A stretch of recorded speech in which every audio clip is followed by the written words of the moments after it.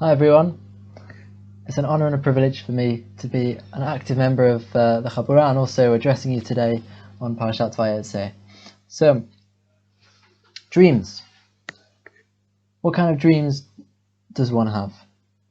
What do you do when you wake up from a dream? Can it impact your life? What happens after days, weeks, months pass by since you've had a dream? Can it affect you? Now Yaakov, at the beginning of the Parasha, has just left home. He's all by himself, he's got all the space he needs to think. It's just him. So what do you think he dreams about? What's really inside him? What's he all about? He dreams of angels, he dreams of spiritual things. And Rav Ari Khan says this is the reason that he dreamt of angels was because he's so in tune with spirituality. But we're going to see that his spirituality does take a journey in this week's parasha, and it changes as a result of the dream.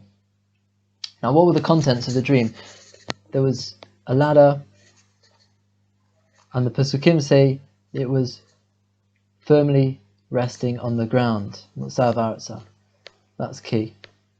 And the top of it reached heaven, and on the ladder were angels going up and down. Now people say to me, oh, you do engineering, you must build bridges. So I'll tell you what, a ladder is a vertical bridge. Let me explain what I mean. So this dream taught Yaakov to connect the two worlds. In the heavens, there's the concept of spirituality is depicted by the heavens, and below on earth it's the concept of physicality, the physical world, the earth. And Rabbi Dweck says that the point of the dream was to teach Yaakov to put a ladder between the two, to connect them, to say that the angels were carrying the message in between the two. They started at the bottom, Olim v'Yoredim. Olim v'Yoredim, they went up and down. So when we go up and we connect with the spiritual world, we have to bring it back down with us. But we're going to see the depth behind that idea. Now, when Yaakov woke up, he said, Achen, really? Yesh Adonai b'makom hazeh v'anochi lo yadati. I had no idea there is God in this very place. B'makom hazeh. Now, what does he mean by that? Besides for the classical interpretation of Bet El and Yerushalayim and the place of the Bet Midrash, and that being a holy place, he's saying something more than that. He's saying that this world is a receptacle for holiness. This is where we can encounter God. He didn't expect to see the angels where he was, but now he realized, actually they are here. I had no idea previously, but now I realize that the angels are right here. So he was no longer the indoors man, the Ishtam Yasheva Halim. Rabbi Dweck says now he changed to being the guy who was moving boulders at the well, and then also he offered to serve Lavan for 7 years for Rachel. Where's this coming from? Out of the blue, he's saying, I'm happy to work for like 7 years, and he didn't even mind doing it. It was Kiyamim Achadim, it was nothing to him. Because he had a new framework with which to view this world and to view work and the physical world. Now, one of the linguistic themes in the parasha is the stone. Now, Evan comes up 3 times. The first is with the dream. So there are stones, and he takes one of them, or he takes some of them, depending on how you read the pasuk, and he puts them under his head. He sleeps on the stones. The Midrash says that the stones wanted to serve Yaakov, they wanted to serve the Tzaddik, they all wanted to be under his head. And Rav Amital has a beautiful explanation of that Midrash, and what he says, the point is that, one of the things he says is that the dream included this argument of the stones. So the whole concept of the stones wanting to serve the Tzaddik is part of the dream. We're going to see what else the dream is about. When he woke up, what did he do? He now had a new perspective. He realized that you can have spirituality not just in the heavens, but connected, bridged through a ladder with this world.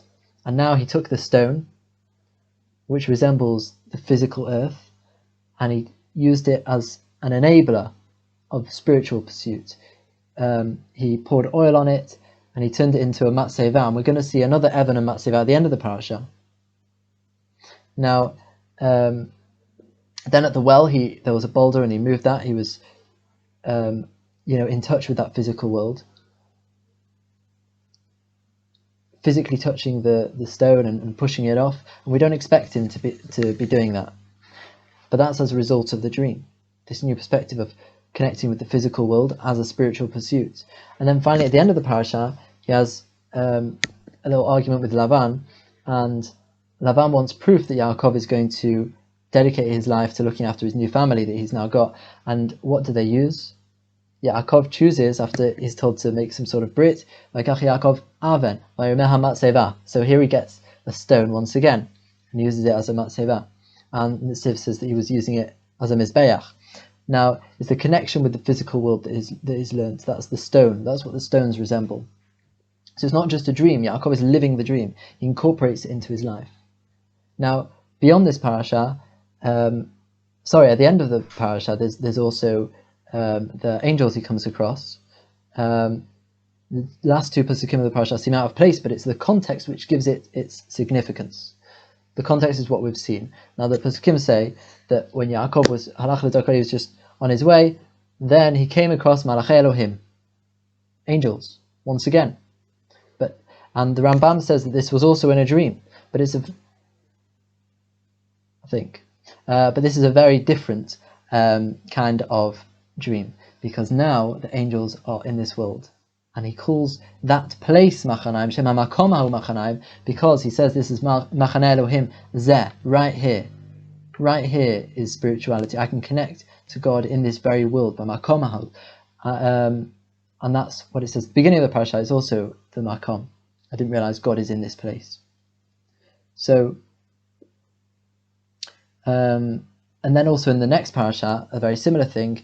That's the one that Rambam actually quotes, that he was wrestling with a man, and Rambam says that was in a dream, prophetic dream. Once again, he's